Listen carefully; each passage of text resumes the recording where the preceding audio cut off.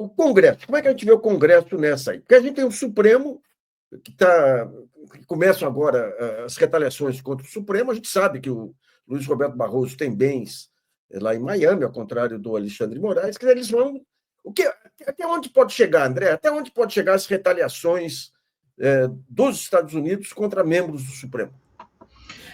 O que a gente quer saber é o alcance da lei, né? Você estava discutindo os cartões de créditos, alguns estão falando que isso afetaria o Banco do Brasil também, quanto eles recebem, mas também a gente quer saber se é alto escalão, ou seja, os ministros, mas também os assessores, né? Sim. Que aí é tentar impedir, Nassif, que o STF opere, né? Porque os assessores são ali os cargos de confiança. Se essas pessoas forem sancionadas, para deixar de ser sancionadas, sairiam do STF, né? E criariam um vazio. A grande questão a gente já sabe das viagens, que é impedidos, né? A gente tem que saber até onde vai, se isso interferiria no dia a dia das relações comerciais dos próprios ministros, isso ainda a gente não sabe, e se isso vai se expandir para outros, e também na capacidade do STF, né? Como um todo. O que se falou, eu já vi algumas pessoas falando, ventilando, é que o STF como um todo seria afetado por essa razão das Big Techs. Então, a gente não sabe por quê.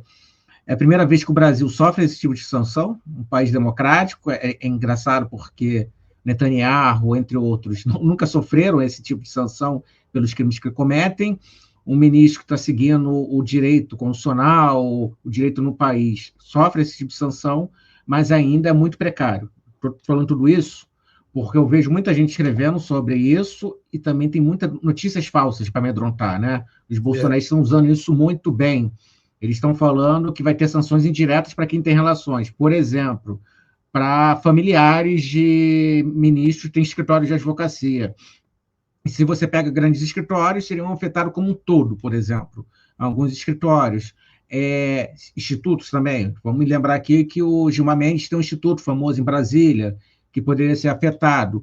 Isso é o que eles chamariam que estão chamando de bomba atômica, né, financeira, porque afetaria em paralelo, cruzado, muita gente, né? Então, todo mundo tivesse uma relação, em algum momento, teve alguma relação com os ministros, ou parentes de ministros que tinham alguma relação, poderia ser afetado, e, sendo sincero, uma parte do mundo jurídico seria afetada. Eu acho que não vai chegar a ser isso, mas vai afetar viagens internacionais, mas essa questão também contábil, financeira de cheque, de cartão de crédito, a gente ainda não sabe. Assim. Aí seria realmente um abuso aí que... Eu não sei... Olha, eu estou pegando um pouco aqui, sem... O que acontece com a opinião pública? A opinião pública costuma-se com um tipo de personagem, no caso, você tinha lá todos esses direitos sociais, o patrulhamento, o bom patrulhamento, ou às vezes o exagero em relação aos avanços sociais e morais. Tudo isso aí vai cansando o cidadão comum, porque aí é isso que está na frente dele. Daí muda, vem os trogloditas, e eles passam a conviver diariamente com as manobras dos trogloditas. Então, chega um momento que eu acho que começa a haver o cansaço. Eu não sei quando que é esse momento, mas, digamos, a arrogância permanente. Vamos pegar um exemplo bem simples aí. Eu acompanho de vez em quando o Instagram, essas redes sociais, para tentar entender. Eles têm umas historinhas muito mal feitas, aliás, aí com todas essas historinhas, o vilão é o cara arrogante. É o cara arrogante que não dá lugar para a mulher, ou o cara arrogante que diz que é o chefe de todos e aparece um chefe maior que humilha ele, ou o cara que passa uma rasteira no mais fraco.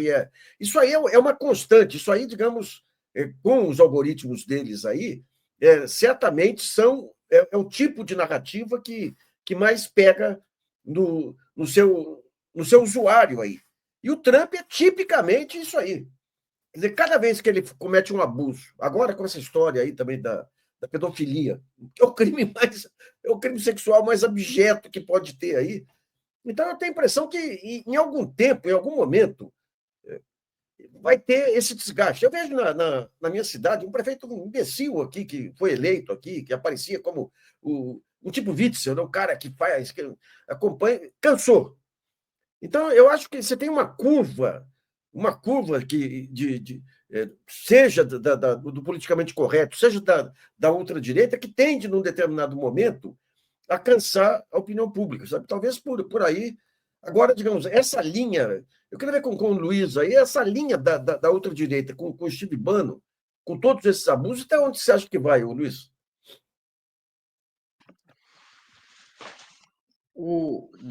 Porque uma coisa que eu acho que é importante é que nessa articulação internacional, a ultradireita, ela deixa de ter mediações, por exemplo, até um caso que você, não sei se você chegou a ver, Nassif, a Transparência Internacional condenou as sanções ao Alexandre de Moraes. Eu acho Nossa, isso emblemático. Eu acho isso emblemático para a gente entender o que isso tem a ver, que é o quê? Se antes, até a Lava Jato é produto disso, você tem uma série de mecanismos indiretos que vão produzir experiências como a Lava Jato, com essa doutrina Trump, etc., você tem mecanismos diretos de articulação direta com agentes internos nos países. Então, ele está colocando toda essa instrumentalização, todos os seus instrumentos políticos, jurídicos, ideológicos, econômicos, para fortalecer hoje uma internacional da extrema-direita, uma internacional fascista.